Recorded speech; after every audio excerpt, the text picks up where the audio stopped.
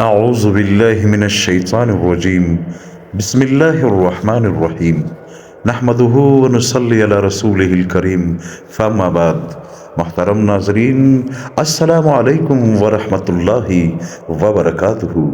دوستوں، میرا آج کا موضوع ہے طوفان نوح علیہ السلام میں دو یا تین ایسے لوگ تھے جو اپنے پیشاب میں غرق ہوئے۔ دوستوں فرماتے ہیں کہ جب نوح علیہ السلام کشتی بنا رہا تھا تو وہاں پر جو کفار تھے، جو اللہ کے نافرمان تھے، وہ نوح علیہ السلام کا مذاق اڑاتے تھے۔ نوح علیہ السلام نے جب کشتی تیار کی تو اس کی قوم نے نوح علیہ السلام کی کشتی کو پاخانے سے بھر دیا۔ اس کشتی میں اتنا پاخانہ کر دیا کہ کشتی ساری اسی پاخانے سے بھر گئی۔ نوح علیہ السلام نے اللہ تعالیٰ سے فرمایا کہ یا اللہ، میری قوم نے اتنی بڑی مشکل پیش کی ہے کہ اس کشتی کو پاخانے سے بھر دیا۔ اللہ نے نوح علیہ السلام سے فرمایا کہ تو پریشان نہ ہو، اس کے پاخانے یعنی جنہوں نے اس پہ پاخانہ کیا ہوا ہے واپس انہی لوگوں سے میں صاف کروں گا۔ اللہ تعالیٰ نے اس قوم پر ایک ایسا عذاب ڈالا کہ ان کے سارے بدن میں خارش لگ گئی، خارش کی بیماری ان میں چھڑ گئی، سارے جسم پر دانے اور پھونسے نکلنے لگے۔ بہت سے علاج کیے لیکن کچھ نہیں ہوا، سارے قوم میں یہ وبا پھیل گئی۔ ایک دن اسی قوم کا ایک آدمی اسی کشتی کے تختے پہ بیٹھا ہوا تھا اور پاخانہ کر رہا تھا کہ اس کشتی میں گر گیا۔ جب کشتی سے نکلا تو دیکھا کہ اس کے جسم کے سارے دانے اور پنسے جو تھے وہ بالکل ختم ہوئے ہیں اور بدن کی خارش بھی ختم ہو گئی ہے۔ اپنے قوم کے پاس آیا اور قوم سے کہا کہ میرے ساتھ ایک ایسا ماجرا ہوا ہے، میں اس کشتی میں پاخانے کے لیے گیا، اس کشتی میں گر گیا اور پاخانے میں ڈوب گیا۔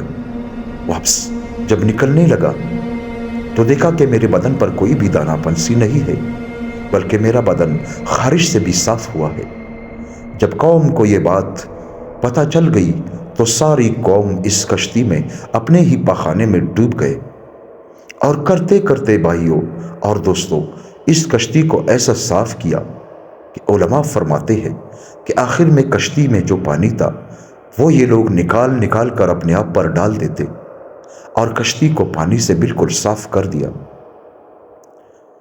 تختوں کی سوراخوں میں جو پخانہ پسا ہوا تھا اسے لکڑیوں سے نکال نکال کر اس پر پانی ڈال کر اپنے آپ پر ڈال دیتے اور کشتی کو بالکل صاف کر دیا۔ اس قوم کے 3 آدمی تھے جو نوح علیہ السلام کا مذاق اڑاتے تھے اور کہتے تھے کہ تم تو کہتے تھے کہ ایسا یعنی طوفان آئے گا، بارش برسے گی اور زمین سے چنے یعنی زمین سے چشمے ابلنے لگیں گے اور زمین اور آسمان کا درمیان کا جو خلا ہے وہ سارا پانی سے بھر جائے گا۔ ہم نے ایک غار بنائی ہے ایک پہاڑ میں، اس غار میں ہم پناہ لیں گے، وہاں تو تمہارے رب کا پانی نہیں آ سکتا اور ہم تو بچ جائیں گے، پہلے تو تمہارا طوفان آئے گا نہیں، اگر آ بھی گیا تو ہم اس غار میں چھپ جائیں گے۔ جب نوح علیہ السلام نے کشتی تیار کی تو اللہ تعالیٰ نے اس سے فرمایا کہ اپنے قوم کے جو مسلمان لوگ ہیں، جو تیرے دین پر ہے، میرے دین پر ہے، ان کو اپنے ساتھ بٹھا لو۔ دوستو علماء فرماتے ہیں کہ حیوانات میں سے یعنی نر اور مادہ کو لیا اور جتنے بھی یعنی انسان تھے، حیوان تھے، جتنے بھی حشرات تھے، سب کو ایک ایک کر کے اس کشتی میں ڈال دیا۔ جب بارش شروع ہوئی تو نوح علیہ السلام کی کشتی نوح علیہ السلام نے سمندر میں ڈال دی اور کشتی چلنے لگی۔ آہستہ آہستہ پانی بڑھتا گیا۔ یہ 3 لوگ جو حضرت نوح علیہ السلام کا مذاق اڑاتے تھے وہ تینوں اس غار میں گئے اور غار کا جو سوراخ تھا اس کو بند کر دیا، ایک بڑا پتھر اس کے سامنے رکھ دیا اور کہا یہاں پر تو پانی نہیں آ سکتا۔ قدرت کا شان ہے، پانی تو کہیں پر بھی اللہ کے حکم سے جا سکتا تھا، لیکن اللہ تعالیٰ نے ان تینوں کو ایسی ذلیل موت دی، ایسی ضلالت والی موت دی کہ تاریخ میں لکھا گیا۔ اللہ تعالیٰ نے ان تینوں کو پیشاب کی حاجت پیش کر دی، ایسی پیشاب کہ جب وہ پیشاب پر بیٹھ گئے تو ان کا پیشاب نہ ختم ہونے والا بن گیا، اور پیشاب ان تینوں کا جاری ہوا، یہاں تک کہ ان کا پیشاب اتنا بڑھ گیا کہ سارا غار پیشاب سے بھر گیا، اور یہ تینوں اپنے ہی پیشاب میں غرق ہوئے اور اسی پیشاب میں مر گئے۔ دوستو فرماتے ہیں کہ ایک عورت تھی اور وہ بھی نوح علیہ السلام کا مذاق اڑاتی تھی۔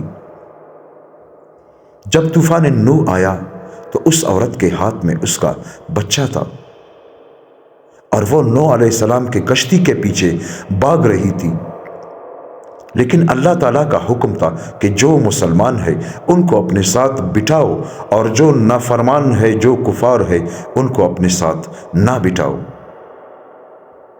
یہ عورت بہت ہی کشتی کے پیچھے بھاگ گئی، لیکن آخر میں اس کے گود میں ایک بچہ بھی تھا۔ یہ عورت تو ڈوب گئی اور اپنے بچے کو اپنے سر پر رکھ کر چلنے لگی۔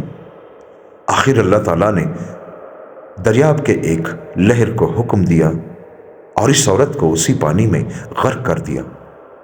نوح علیہ السلام کی قوم تو حفاظت سے تھی، لیکن بقایا جتنے بھی کفار تھے سارے اس پانی میں غرق ہوئے۔ دوستو اس واقعے سے ہمیں یہ سبق ملتا ہے کہ کبھی بھی اپنے آپ پر غرور نہیں کرنا چاہیے۔ بڑائی والی ذات اللہ کی ہے جو بے عیب ہے، انسان کیا ہے جو عیبوں سے بھرا ہوا ہے۔ آج صحت ہے تو کل بیماری ہے، کل بیماری ہے اور اس کے بعد بڑھاپا ہے، آج جوانی ہے تو کل بڑھاپا ہے، اور اس کے بعد نئی نئی جنجالیں ہیں اور نئی نئی مصیبتیں ہیں۔ دوستو اگر ہر حال میں ہم اللہ تعالیٰ کا شکر ادا کریں اور اللہ تعالیٰ کے سامنے استغفار پڑھیں اور اپنے گناہوں پر توبہ کریں اور پچھلی امتوں پر جو عذاب آئی ہے ان سے سبق حاصل کریں۔ نوح علیہ السلام کی قوم پر جو عذاب آئی تھی دوستو وہ پانی کا تھا، آسمان سے بارش برسنے لگی اور زمین سے چشمے ابلنے لگے، اور اتنا پانی آیا کہ زمین اور آسمان کا جو خلا ہے وہ پانی سے بھر گیا۔ اس پانی میں صرف حضرت نوح علیہ السلام اور اس کی قوم بچ گئی، بقایا جتنے بھی کفار تھے، جتنے بھی نافرمان تھے، ان سب کو اللہ تعالیٰ نے غرق کر دیا۔ فرعون کی قوم کو اللہ تعالیٰ نے سمندر میں غرق کر دیا، نمرود کی قوم کو اللہ تعالیٰ نے مچھروں سے غرق کر دیا۔ اس امت پر عذاب نہ آنے کا سب سے بڑا وجہ یہ ہے دوستو کہ ہمارے نبی کریم صلی اللہ علیہ وآلہ وسلم سے اللہ تعالیٰ سے دعا مانگی کہ یا اللہ میرے قوم پر عذاب نہ لانا اور میری امت کو غرق نہیں کرنا۔ یہ ہمارے نبی کی دعا ہے کہ ہم ابھی تک صحیح سالم ہیں اور ہمارے اوپر ایک ایسا عذاب نہیں آیا کہ اس پوری امت کو غرق کرے۔ میرے بھائیوں اور دوستو اللہ تعالیٰ سے دعا کرتے ہیں کہ اللہ پاک مجھے اور آپ اور سارے مسلمانوں کو ہدایت فرمائے۔ دوستو اگر آپ کو میری یہ ویڈیو اچھی لگی ہو تو میرے چینل کو سبسکرائب کریں، لائک کریں اور اپنے دوستوں کے ساتھ شیئر کریں اور بیل آئیکن دبائیں تاکہ میری ہر نئی آنے والی ویڈیو آپ تک پہنچ سکے۔